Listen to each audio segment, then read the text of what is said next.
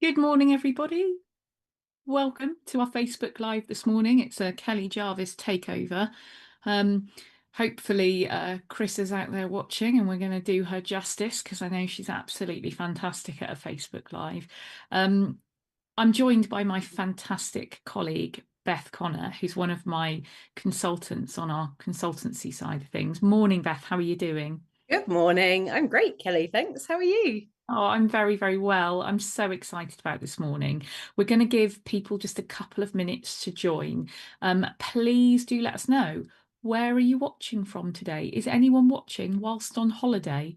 Because if so, that is real commitment, and hats off to you.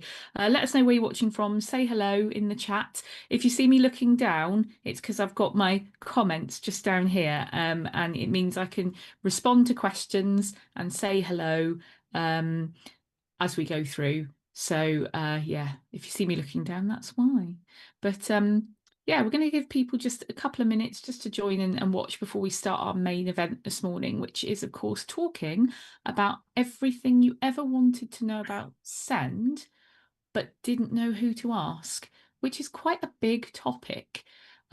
So we are expecting a number of different questions this morning. Please do feel free to ask anything in the chat, anything to do with Send. If you would like to know about processes, so legalities and things, please ask away. That's sort of very much my bag. And equally too, because Beth has a fantastic mind, knowledge, and background, and she'll be sharing some of that with you in just a moment.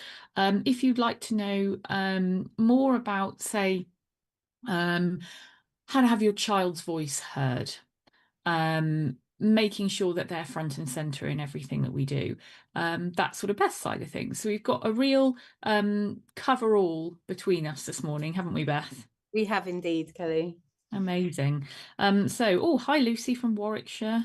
That's probably that's our only person at the moment who's let us know where you're watching from. Do let us know. Morning, Emma. Nice to see you. Oh gosh. Hi, Tina from Suffolk, dealing with ME, chronic fatigue syndrome, and long COVID kids. Oh my word. That is some tough going there. Well, hopefully we can really help you this morning. If you've got any questions and things that you want to pick our brain about, please do let us know.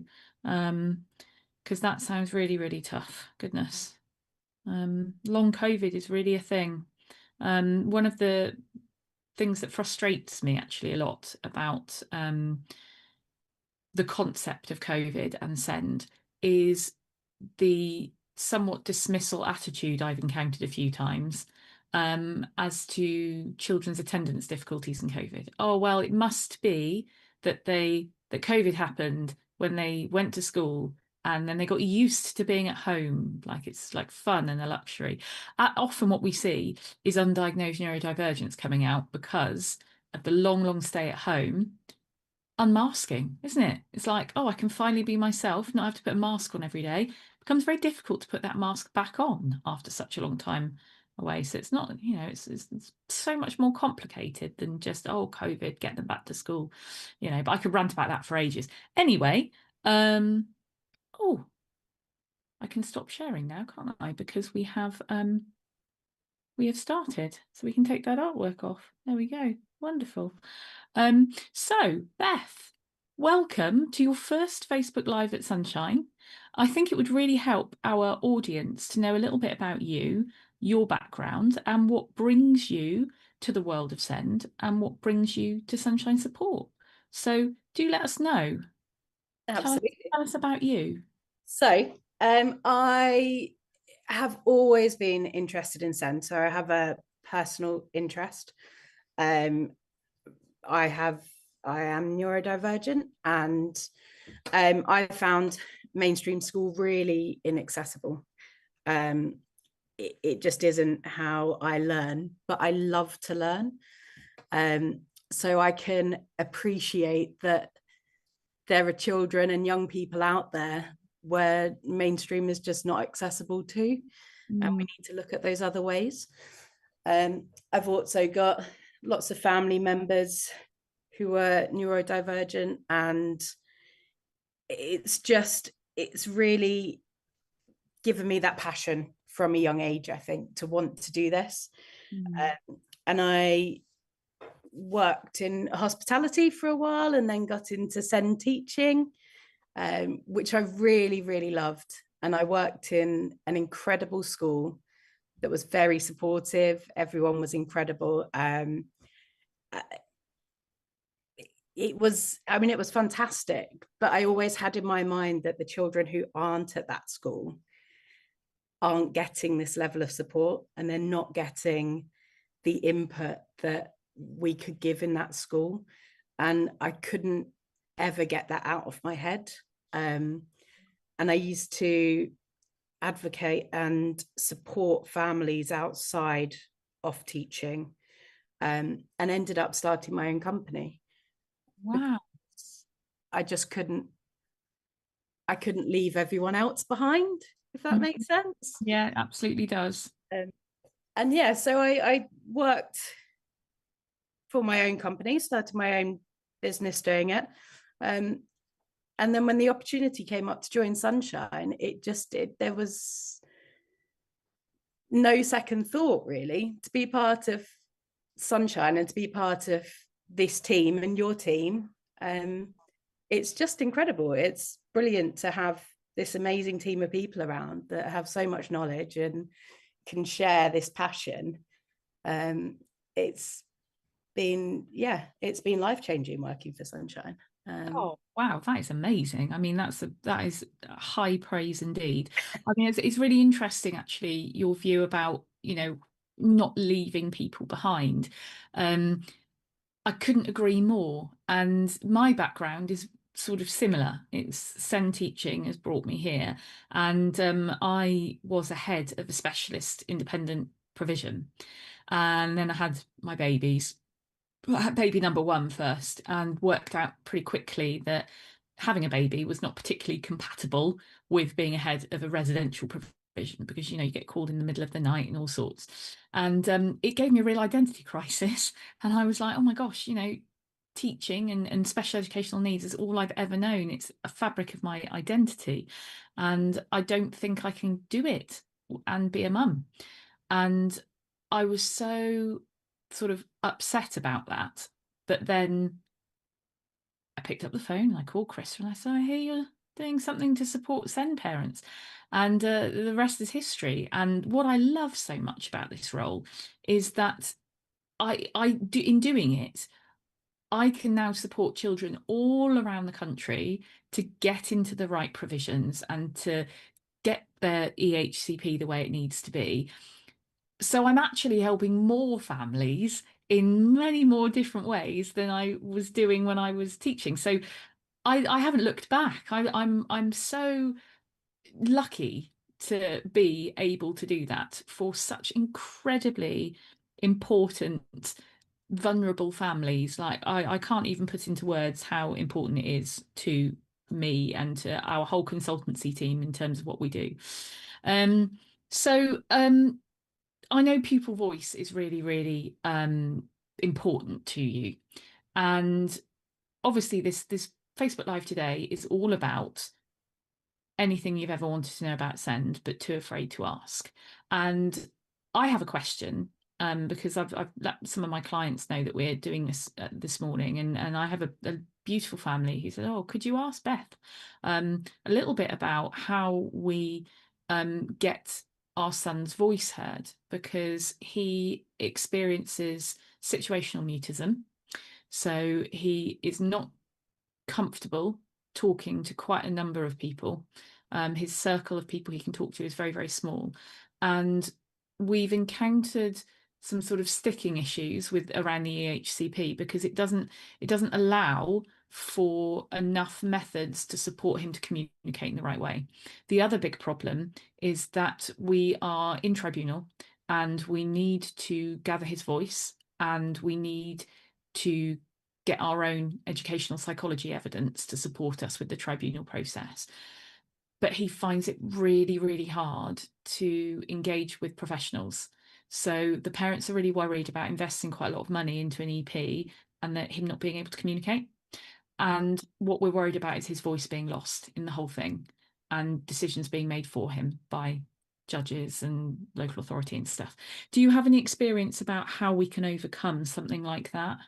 Yes. So it's so common because young people and children do get lost in the process all of the time. And it's easy for people to forget that they are at the center of this, because it is so much about the right wording and the right funding and the legalities of it, rather than the young person and the child for who it should be supporting. The best ways to get a voice across in the EHCP is to use images. So pictures, artwork, anything that's visual is harder to ignore than a written section, which often isn't even included on a working document or isn't part of the legal section of an EHCP that people really look at. Yeah. So people do skip past if it's written text, but if you've got a visual image, something that's been created. So in the past, I've seen people use characters from Minecraft. I've seen people create their own cartoons to get their voice across. I've seen people just pick pictures that they like, just of things that represent their interests. It could be just some handwriting. It could be expression with paint on paper, anything. It doesn't have to be perfect. It doesn't have to be presented well in a typical sense. It's just the expression of that child and young person. I couldn't agree more. Do you know, this again popped up with one of my families. We'd got an EHCP, so we'd done at Sunshine, we'd done their EHC needs assessment request letter for them. It'd all gone off. It'd gone through the first time. They hadn't got a no because the letter was really, really great. It'd gone through. They'd got an assessment, and they'd got an EHCP had been agreed to be issued. And of course, as we know, Section A of the EHCP is child and parent voice. And the local authority gave the young person they've obviously got a standard pro forma, like a generic pro forma. And it's obviously very catch-all because there's wording, but then there's also like PECS, which is the images to support children understand like written communication. And this child is in the 99.9th percentile of intelligence. So literally 0.01% of the population is more intelligent than this child. And he looked at the form and just went, this is insulting. I'm not doing it. Excellent. And didn't do it at all, just did not do the form. And we had to be really creative about how to get his voice across, because being so bright as well, he had such a lot of valid things to say about so much, but the form had just immediately put him off. And you know, we gave the local authority a bit of feedback, and we were like, you need some different versions of the form. When I worked in my school, we had an on-site speech and language therapist, and we did multiple versions of everything. So debriefs, you know, if there's been an incident, you have a debrief with a young person. We had like 18 different versions of a debrief, all by a speech and language therapist, and all personalized to our young people and how they communicate. And you know, given the fact that we're working in the sphere of SEND, it's absolutely baffling why there are such things like these catch-all pro formas to get pupils' voice, because it just loses sight of the young person. And you did if anyone's interested actually in what Beth is talking about, Beth did an incredible post on LinkedIn the other day where you've actually put, haven't you, like examples of those images that you might see in an EHCP if you're going to be, you know, capturing a young person's voice in a different way. So if you're really interested in that, hop on Beth's LinkedIn and have a look, because it will tell you exactly what she is talking about here. So please do add questions to the chat. We're going to answer as many as we can through this session today. And I've got the first question from Lily. And this is a procedural question, so I may jump on this one because whilst this is an exceptionally frustrating situation, there is quite a straightforward answer. So the question is, Lily has had acceptance to assess for an EHCP. Yes. Battle number one, won. But told no EP is available and the waiting list is almost a year. It's been 13 weeks now since the assessment, the agreement to assess has happened, 14 since the request was made. Child has been out of school on alternative provision for 19 months now and has been agreed needs a specialist provision, so can't move forward without an EHCP.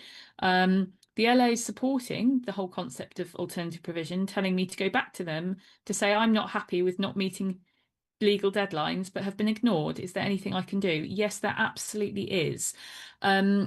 Whilst we are all about co-production and working in collaboration with all stakeholders involved in a child's special educational needs, we are also very conscious of the fact that in certain situations you absolutely need to have the loudest voice and the most legal voice. In this situation, what you need is a pre-action protocol letter. And what you have, unfortunately, what you have to do is wait for a deadline to be broken.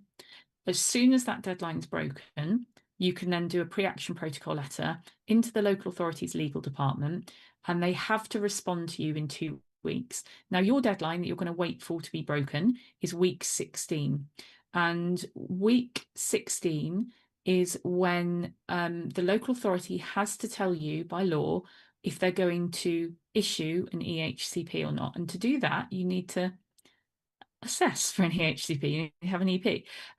So you have to wait till week 16 has happened, then pre-action protocol letter into the local authority, and they have 2 weeks to respond. Now, I can't predict the outcome, but what I can tell you is that we have an exceptionally good success rate with week 16 pre-action protocol letters and EPs sort of appearing out of the sky, whereas previously there was, 44 weeks waiting list and stuff. They are effective.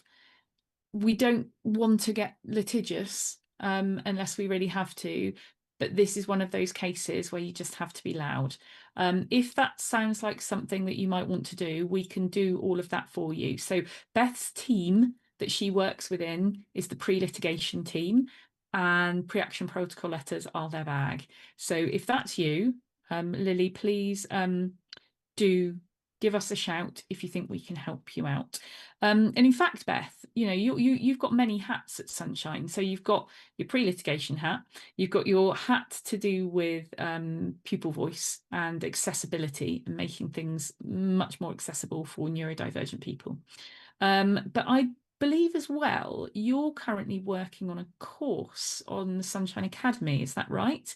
About helping older readers. Do you want to tell us a little bit about that? Yeah, of course. And I mean, it all ties into pupil and student voice, and it was something that I really picked up on as a teacher, because working with older children who are still early readers, I found the lack of resources.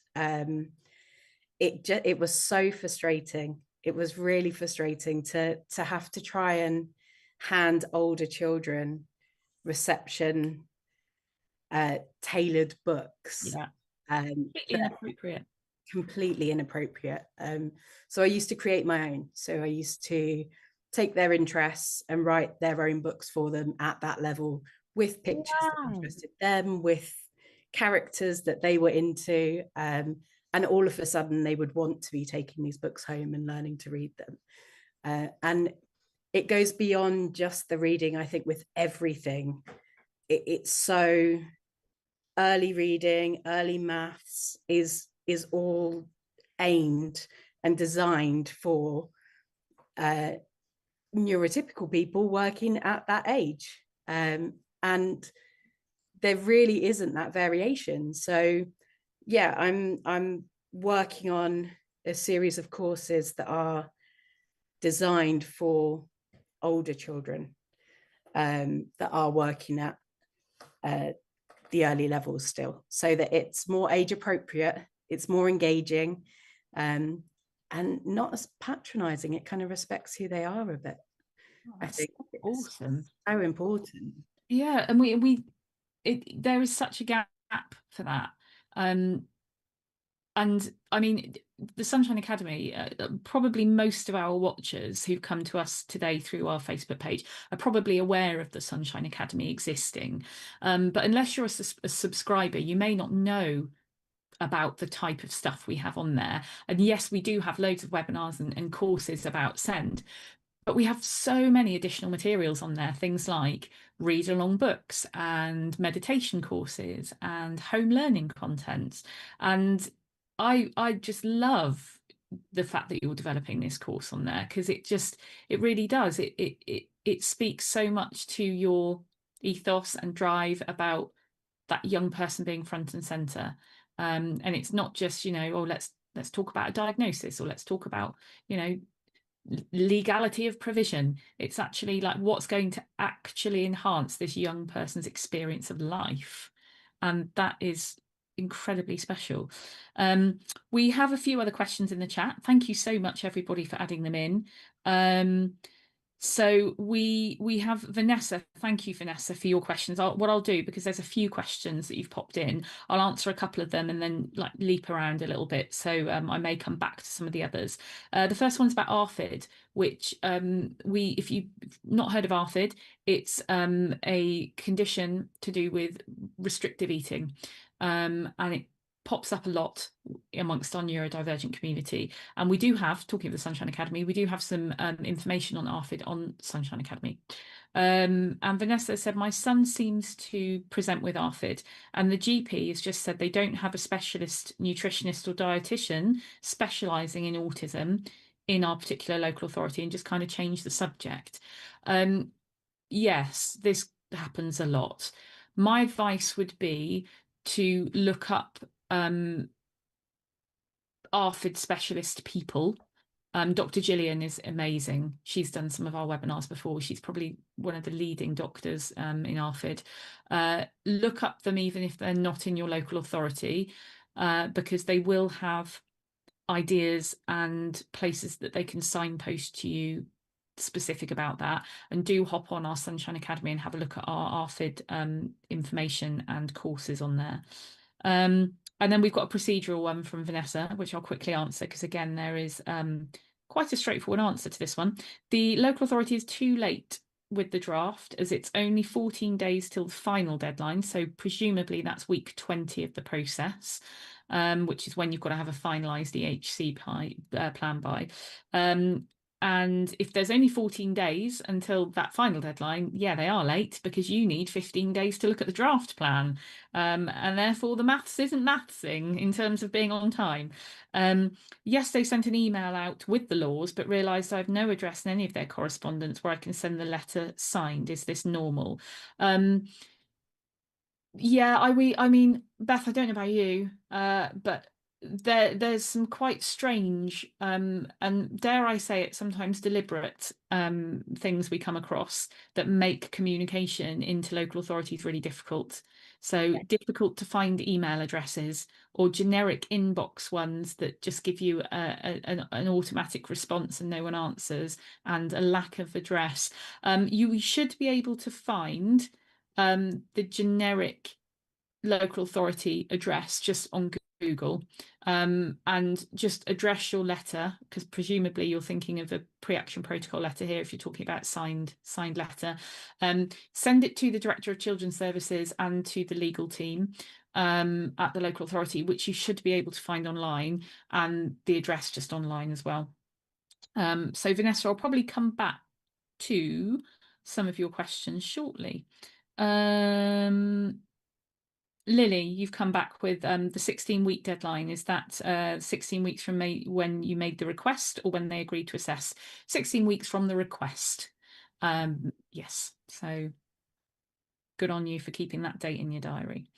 Okay, so here's one for you, Beth, because I happen to know you're a pretty big whiz at a complaint letter. I love a complaint letter. Yes, you do love a complaint letter. I think I read, funny story to everyone watching. one of Beth's first things that she did at Sunshine Support was probably the greatest complaint letter I've ever read in my life. I was like, oh my gosh, this is powerful stuff. It was so good. It was like supported with loads of law, case law that I hadn't heard of before. Oh my gosh, it blew me away. It's the first thing you ever did. Anyway, here's one for you about complaints. My daughter was awarded an EHCP at the highest level last Christmas. I think that might mean the local authority's highest band of funding. Incidentally, banding is a bit arbitrary. It is something that the local authority put in to sort of decide where funding should be.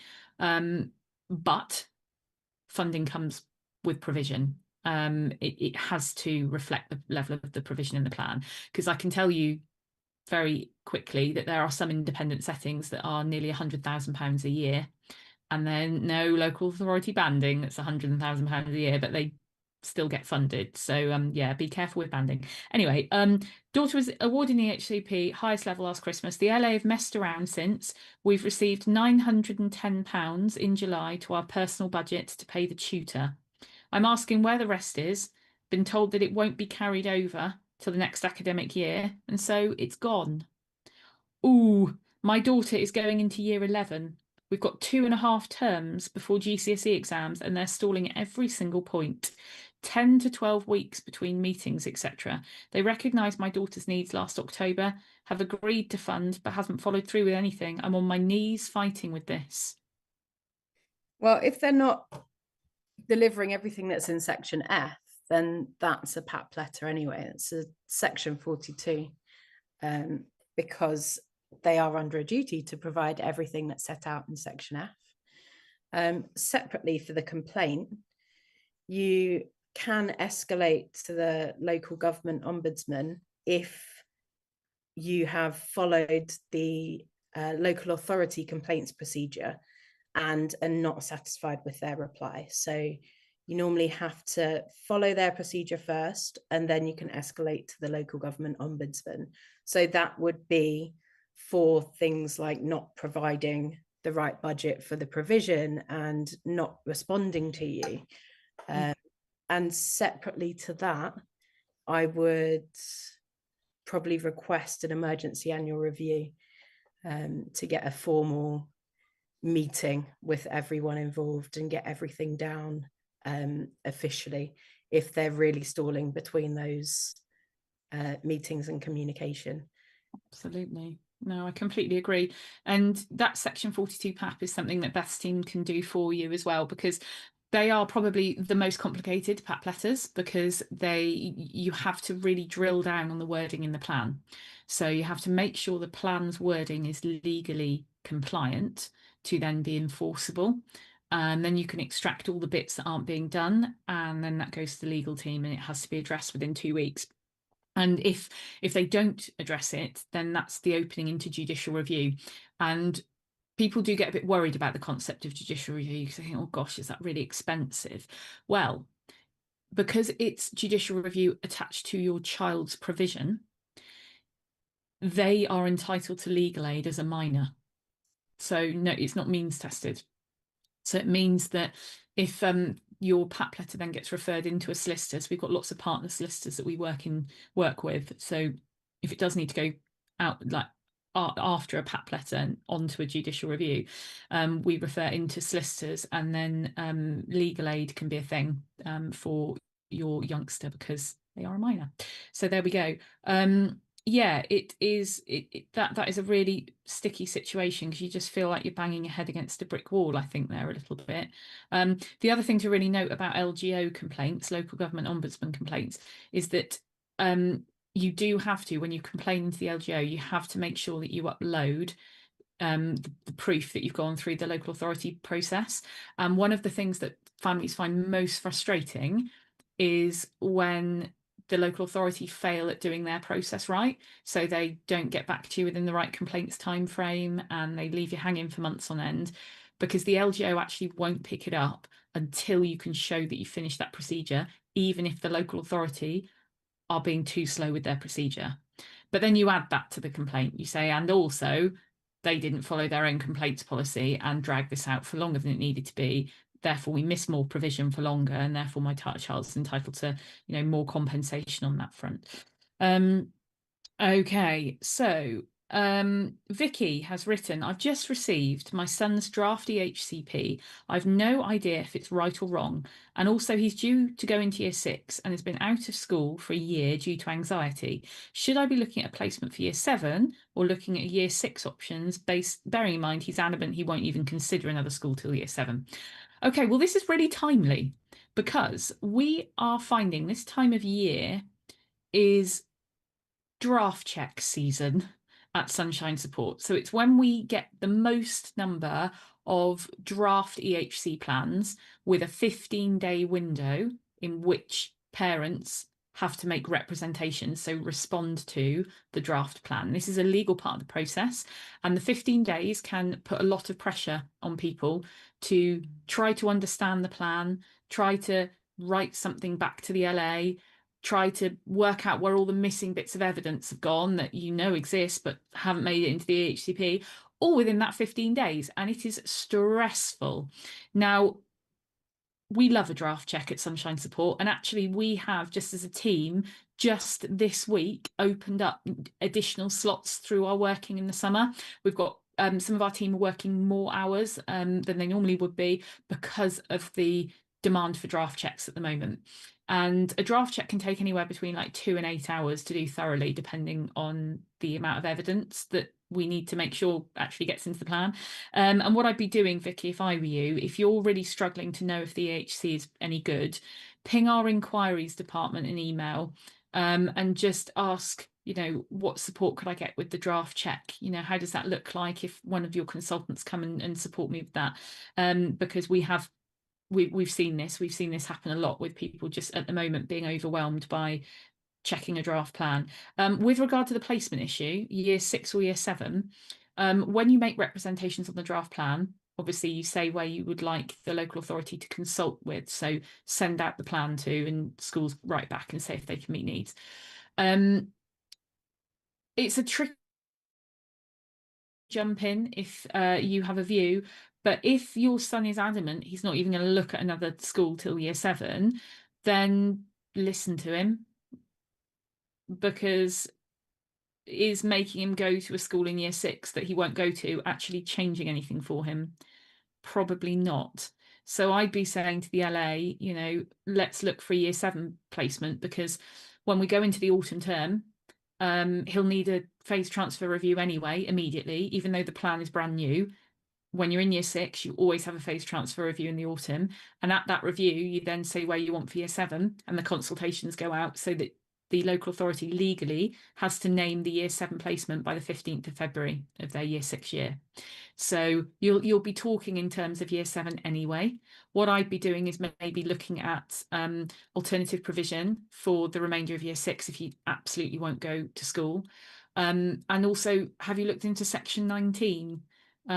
Beth, you know a lot about Section 19 provision. Do you want to tell us a little bit about what that is?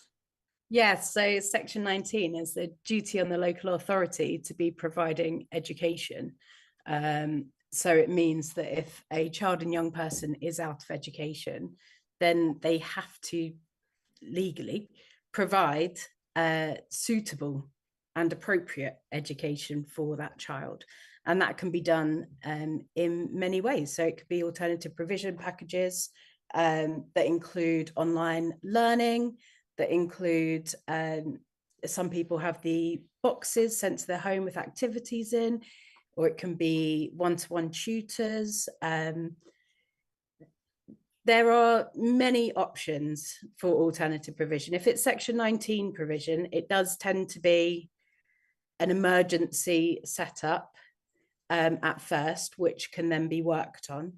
But there are options there to provide education in a way that is suitable for your young person. I also think, sorry, Kelly. No, go for it.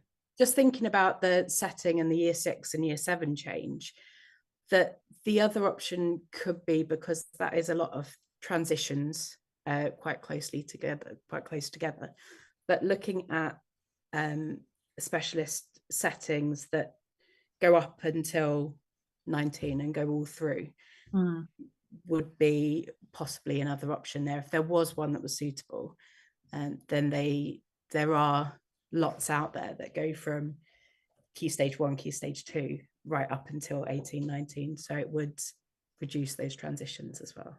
Yeah, that's the type of school where I was head, and we had a lot of a very similar sort of cohort of children who'd been out of school for a long time, and our whole model of working was to do loads of outreach anyway before they actually made it on site. So they were on roll with us, but we'd go and like take them climbing or canoeing or go to a board game cafe with them and just build up loads of just rapport without even needing to talk about school or learning. And then they became naturally curious about who these people were and where they came from, and that was a really, really good way. And Beth's right in that there are many specialist schools out there that are through schools, so you can start earlier than year 7, and that build up, that relationship building could be the perfect thing to use for the rest of year 6 before then starting in year 7.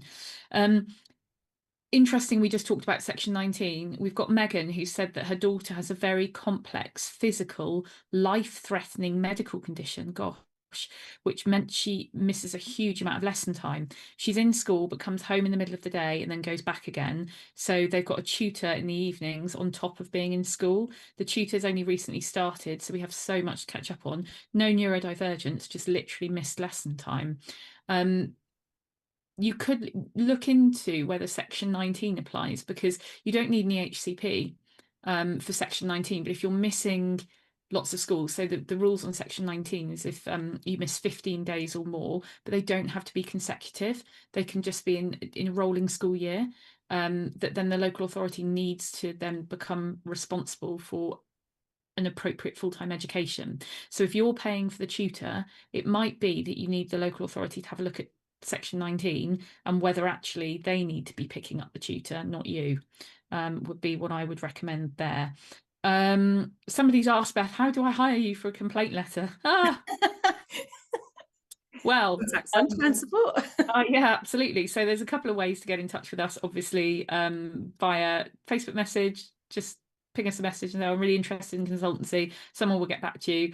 You can go straight to our website, and you just click on the area of the website that says, consultancy. And then if you're up for it, you can sign up directly through the website and you get allocated to a consultant pretty much instantly within a day or two. And you can actually put on your form if there's a particular consultant that you have, looked at online or you've seen on a Facebook Live or whatever, and you want to work with somebody, just pop it on your form and we always do our best to try and match you up.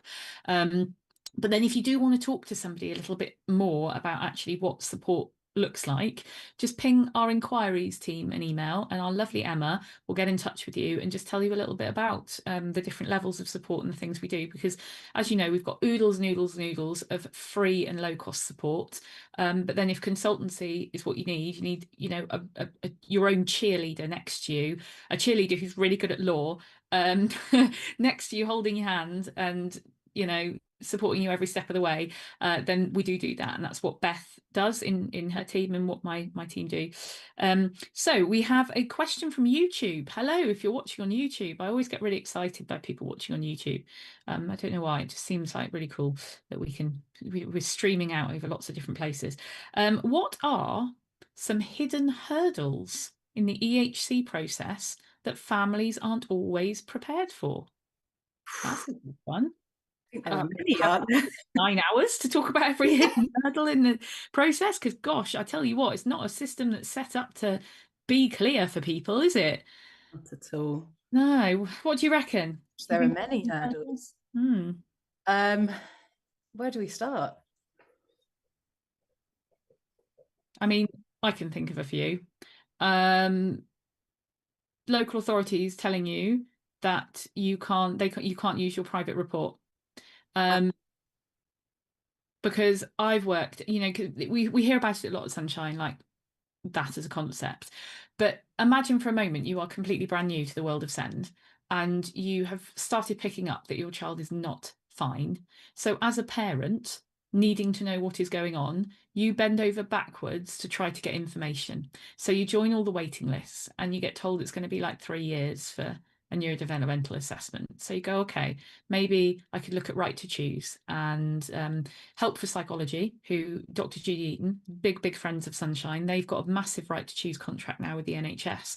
And if you don't know what Right to Choose is, we have some excellent content on Sunshine Academy where we explain what Right to Choose is. But it's essentially a process where if you're on sort of a waiting list, you can choose to go forward with your assessments and things with a different provider, and it can speed up the process. But then if that doesn't work, then so many parents will bend over backwards and they will find the funds to have their own private assessment.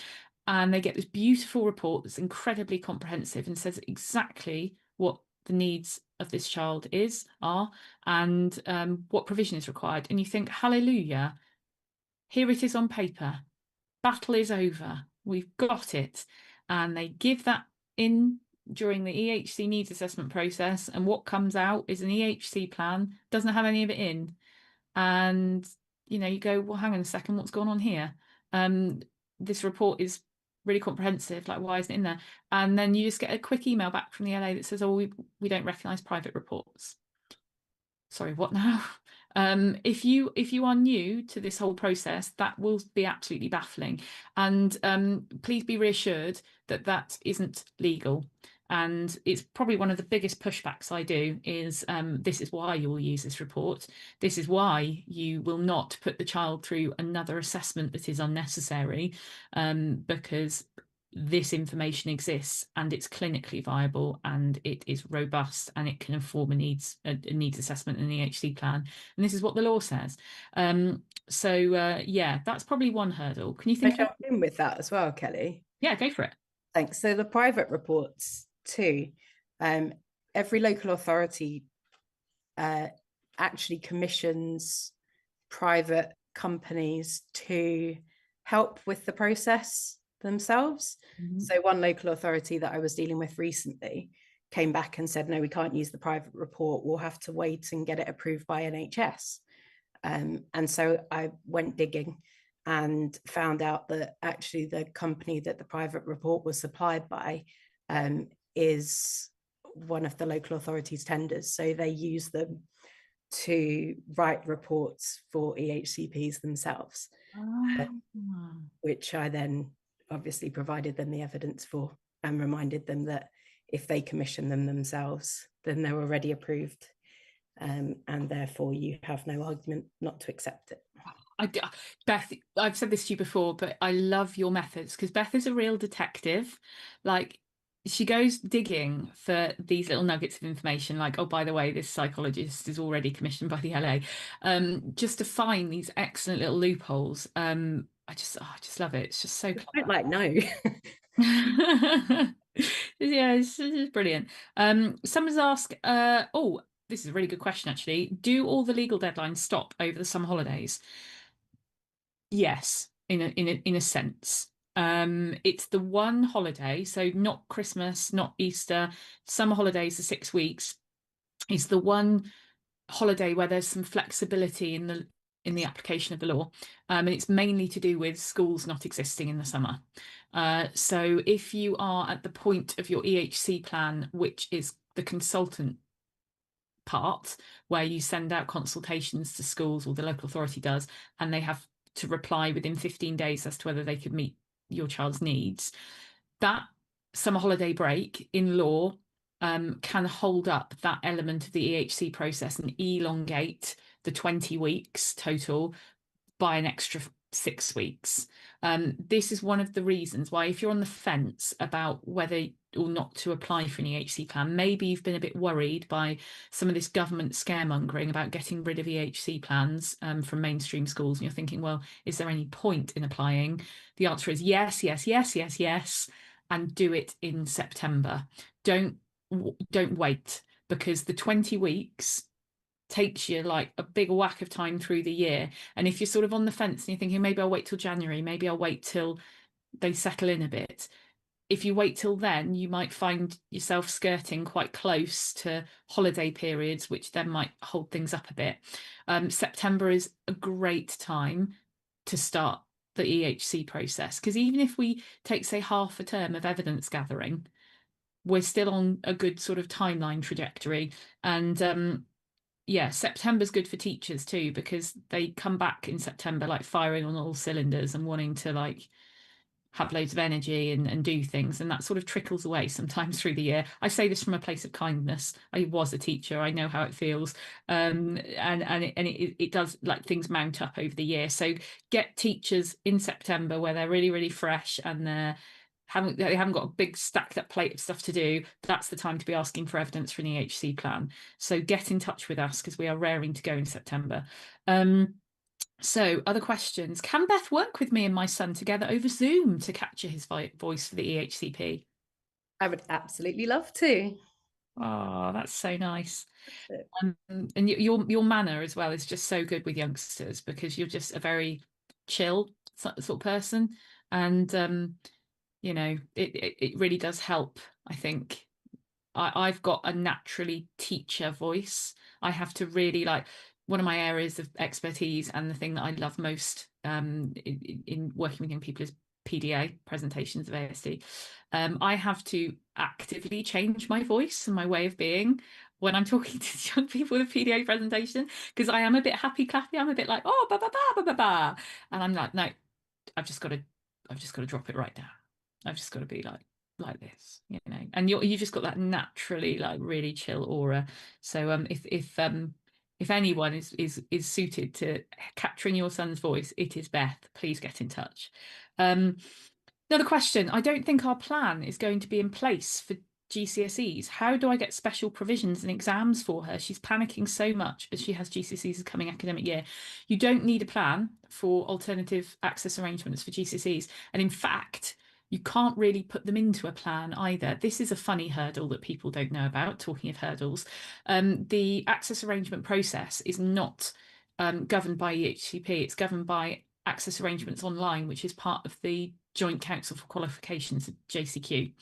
And this is all a bit jargony, but in very broad terms, the you have to apply for access arrangements via an online process.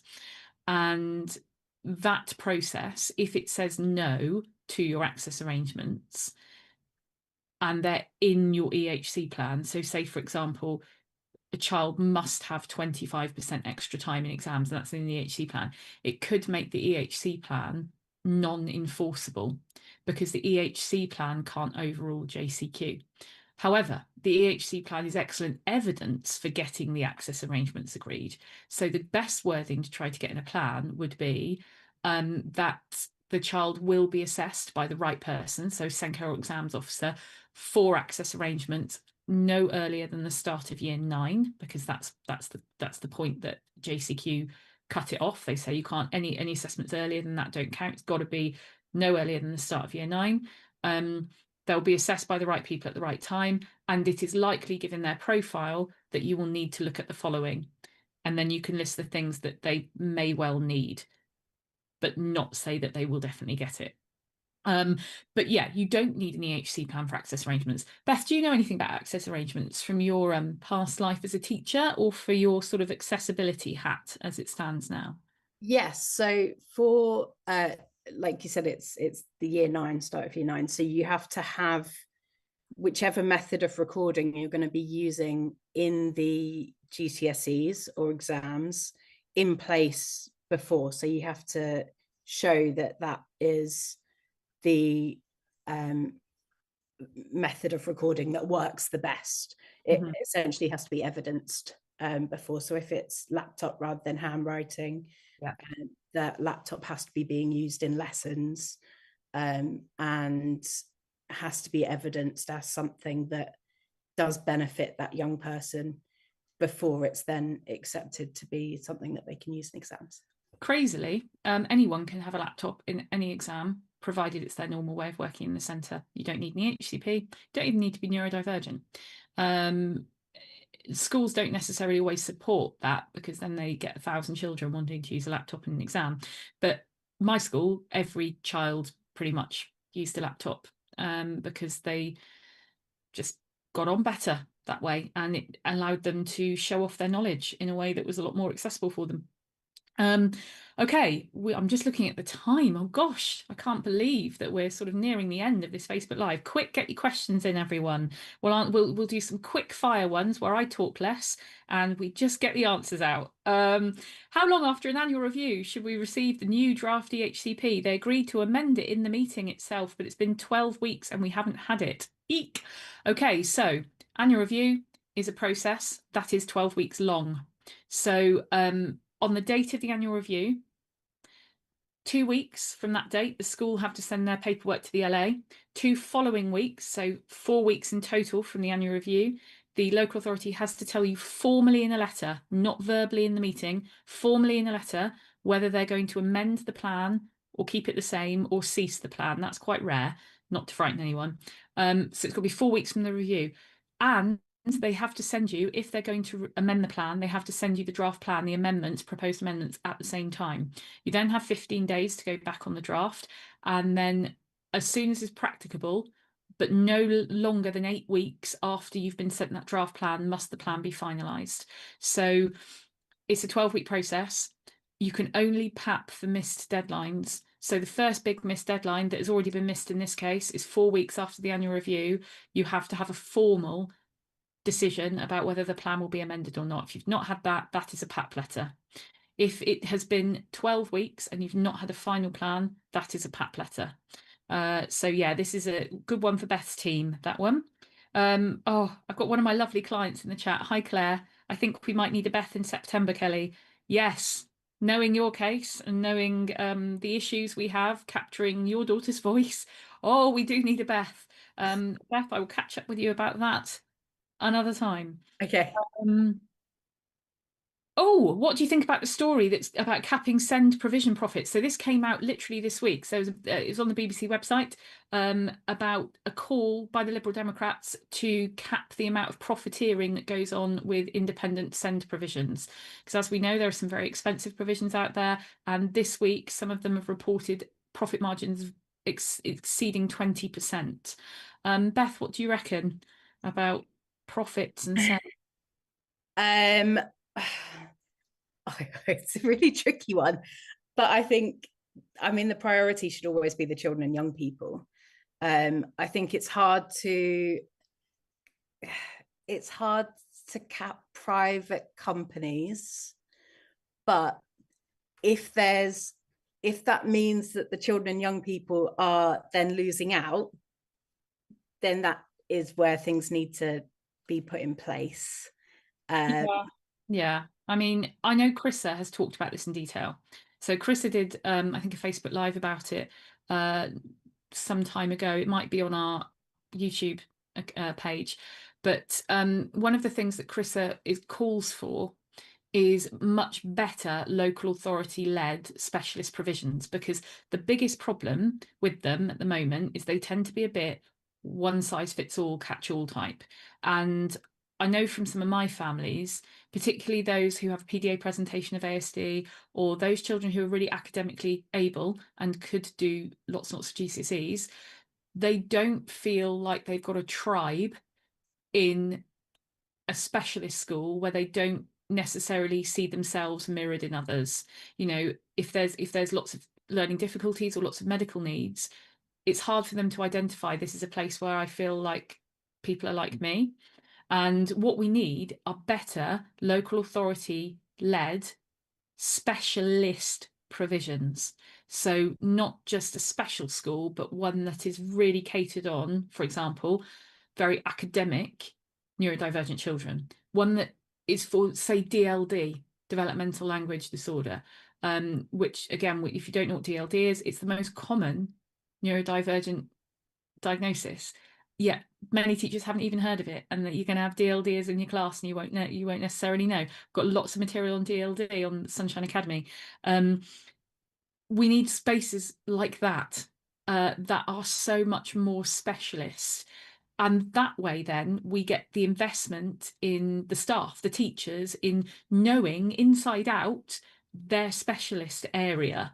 So it just makes so much sense.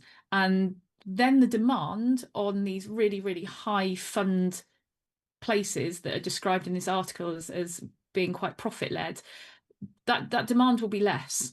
And the long-term spend that local authorities have to pay out for SEND theoretically should reduce. But the problem is at the moment we are just seeing too much sticking plaster stuff that's happening, and so much uncertainty.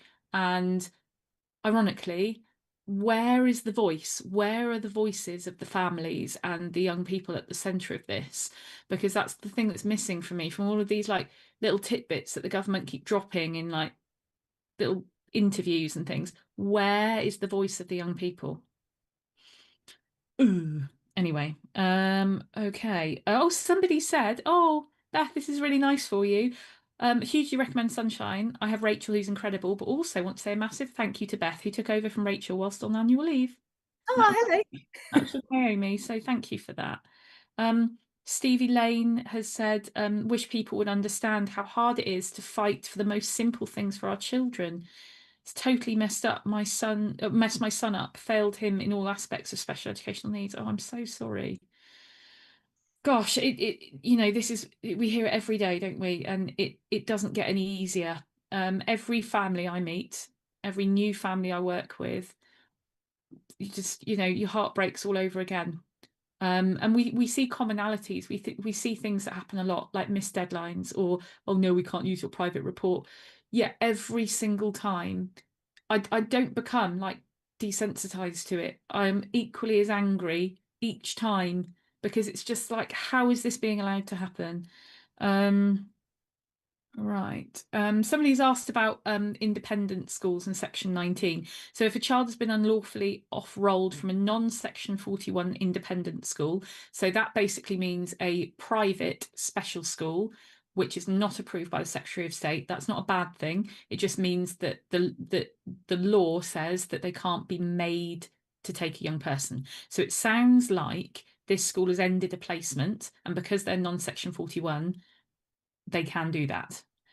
So unlawfully off-rolling might not be what's happened there. It could well be that the non-Section 41 school has said, we're not doing this placement anymore, and unfortunately the law backs them up. But can I ask the local authority to replicate the provision she was previously receiving? Depends on the use. Yeah, to get into a Section 41, non-Section 41 special school, you're going to have an EHCP. The legal duty still falls to the local authority, doesn't it, to make the provision on the plan? Yeah. Oh, Chantel, thank you. Someone said something nice about me. One of my lovely clients. Chantel is a force. I love working with Chantel. She terrifies me. She's brilliant. Let's have time for like a couple more questions.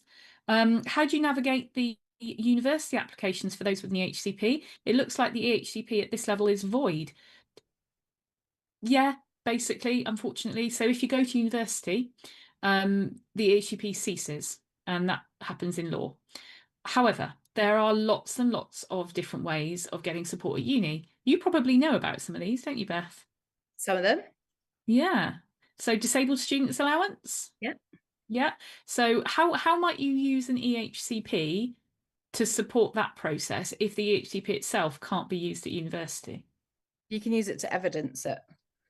So you can use it to evidence the need for support, which helps with the extra input. So it works in a reasonable adjustment way. So the university themselves will have an accessibility plan, and they will then be able to make those reasonable adjustments. And with it being in the EHCP, you've already shown that these are the adjustments the young person needs in order to support them. And so that's the way to do that. Ah, fantastic. Thank you for that. Now, I'm really sorry we haven't managed to answer everyone's questions today. I'm sort of still scrolling down through the huge amount of comments. What I would recommend is, if we haven't got to your question today, we will try and answer some of them on our social media channels. So I might do a couple of reels where I answer some of the questions over on my Instagram, which is Kelly_Jarvis_sunshine. And we'll repost those to our Sunshine channels as well. So if you do have any further questions and we haven't managed to get to yours today, please pop them in the chat and I will do my best to get some of those answered for you. But Beth, thank you so much for coming today. It's been an absolute pleasure having these discussions with you because I know that you are just so passionate about SEND. You are an exceptional advocate for our young people and their families.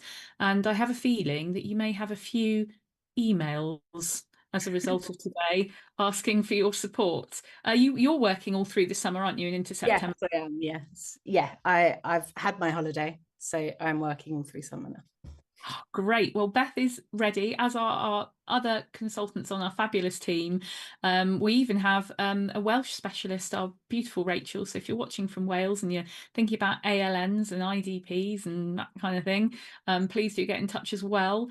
And yes, it's been an absolute pleasure. So I wish you all the very best, everybody, for a beautiful week. Hopefully the sun stays shining, and do reach out if we can help you with anything because we are raring to go. August is such a good time to get ready for September. Even if it's just having a little chat with one of our consultants for half an hour or so, just to get your head straight, we are waiting to help you. And thanks very much, Beth. Thank you. Thank you, Kelly. Bye, everyone. Bye-bye. Bye.